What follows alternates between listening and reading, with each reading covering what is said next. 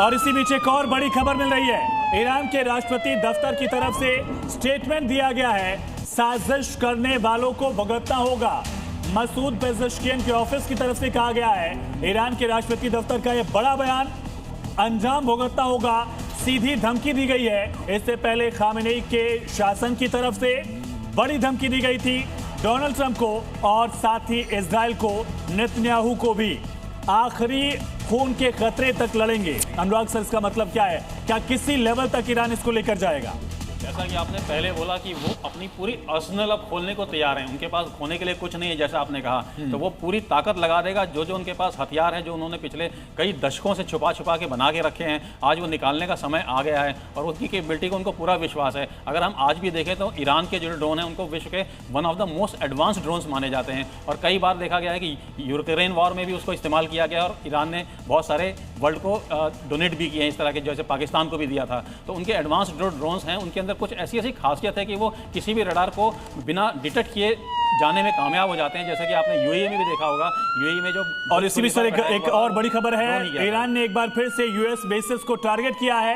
मिसाइलें फिर दागी गई हैं। अमेरिकी एयरबेस जितने भी गल्फ में हैं उन सबको एक साथ टारगेट करने का प्रयास दुबई, कुवैत और जॉर्डन में नए हमले किए गए हैं। इस वक्त की फिर से ये अटैक की तस्वीरें आप देख रहे हैं। अमेरिकी एयरबेस, अमेरिकी नेवल बेस, अमेरिकी सैन्य ठिकाने दुबई, कुवैत, जॉर्डन, हर जगह अब ईरानी मिसाइलों की बौछार हो रही है। और हमने देखा है कि अब इजराइल में साथ ही साथ ड्रोन की भी बौछार हो रही है। और अमेरिकी एयरबेस को इस वक्त सबसे ज्यादा खतरा है क्योंकि कई जगह टारगेट को वो हिट भी कर रहे हैं, वो मिसाइल। और दुबई की ये तस्वीरें आप देख रहे हैं, दुबई में एक बार फिर से हमला हुआ है। दुबई एयरपोर्ट को टारगेट किया गया, पोर्ट सिटीज को टारगेट किया गया था। अब देखिए किस तरह से हमले के बाद बारूदी गुबार जो है वो आपको दिख रहा है। जी न्यूज पर पर्यटन स्थल के तौर पर पहचान रखता है और न सिर्फ दुबई बल्कि कुवैत और जॉर्डन में भी ईरान ने एक बार फिर से अमेरिकी बेस को टारगेट किया है। सबसे बड़ी बात यह है कि ईरान के पास कहा जाता है कि मिडिल ईस्ट में सबसे बड़ा बैलिस्टिक मिसाइलों का जखीरा, ये बात खुद सुपर पावर अमेरिका भी मानता है। यानी कि अभी तक की जंग में जो पिछले 24 घंटे से जारी है, क्या उस जंग में उसने अपने 30% को एग्जॉस्ट किया है या अभी उसके पास और ज्यादा हथियार यानी कि बैलिस्टिक मिसाइल? देखिए, उनके पास 5 प्रकार के बैलिस्टिक मिसाइल्स हैं, जिनका जो शॉर्ट रेंज भी है, लॉन्ग रेंज भी है। मतलब 1500 किलोमीटर से लेकर 2200 किलोमीटर तक बैलिस्टिक मिसाइल, हाँ 2500 तक है। लेकिन वर्किंग रेंज चलो 2500 मान लेते हैं, तो काफ़ी रेंज है। इजराइल को तो डेफिनेटली वो हिट कर सकते हैं। उसके बाद उनके पास, जो अभी तक मुझे नहीं मालूम था लेकिन बहुत स्टडी के बाद पता है, उनके पास क्रूज मिसाइल भी है, और हाइपरसोनिक मिसाइल भी है जी। तो मैं आपको ये बताना चाहता हूँ, हाइपरसोनिक मिसाइल तो अभी यूज नहीं हुआ। आज ही वीडियो बाकायदा जारी किया गया और बताया गया कि हम हाइपरसोनिक मिसाइलों का इस्तेमाल करने वाले हैं। हाँ, ये अभी नहीं हुआ इस्तेमाल, लेकिन जब इस्तेमाल होगा तो इनका जो आयरन डोम है वो तो बिल्कुल उसको तो कुछ नहीं कर पाएगा। लेकिन सवाल है कि जो आप कह रहे हैं कि अगर हाइपरसोनिक मिसाइल निकालता है, वो कब निकालेगा?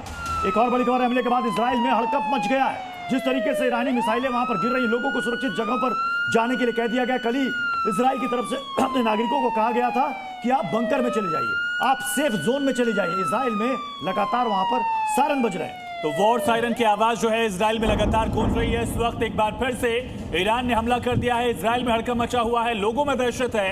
लोगों से सीधे कहा गया है सुरक्षित जगह रहिए, सेफ शेल्टर में रहिए। हमले के बाद लोग बंकर में छिपे हैं। पूरे इजराइल में वॉर सायरन की आवाज गूंज रही है। इसी बीच एक और बड़ी खबर इस वक्त की, ईरानी हमले में दुबई में 4 लोग घायल हो गए हैं। कतर में ईरानी हमले में 16 लोग घायल हुए हैं। आप देखिए आंकड़ा बढ़ रहा है। इराक में जो इरबिल एयरपोर्ट है वहां पर भी ड्रोन हमला किया गया। अमेरिकी बेस पर ईरान ने हमला कर दिया है। पूरा मिडिल ईस्ट जो है वो जल रहा है। टिक्कू सर, देखिए, मैं कुछ आपको बता रहा था। मैं एक हथियार का वर्णन करना चाहता था, हाइपरसोनिक। जो नहीं, हाइपरसोनिक के बाद भी उनके पास एक वेपन है, और वो है डर्टी बॉम्ब। वो जो बार बार इजराइल को बोल रहे हैं ना कि हम आपको छोड़ेंगे नहीं और इतनी क्षति पहुंचाएंगे जो आपने हिस्ट्री में कभी नहीं देखी होगी। मैं आपको, मेरी असेसमेंट है, लोग मेरे से सहमत हो ना हो, उनके पास डर्टी बॉम्ब है और वो डर्टी बॉम्ब को यूज करेंगे इजराइल के बरखिलाफ। ये मैं आपको कहना चाहता हूं। तो यह स्थिति कब आ सकती है अनुराग सर?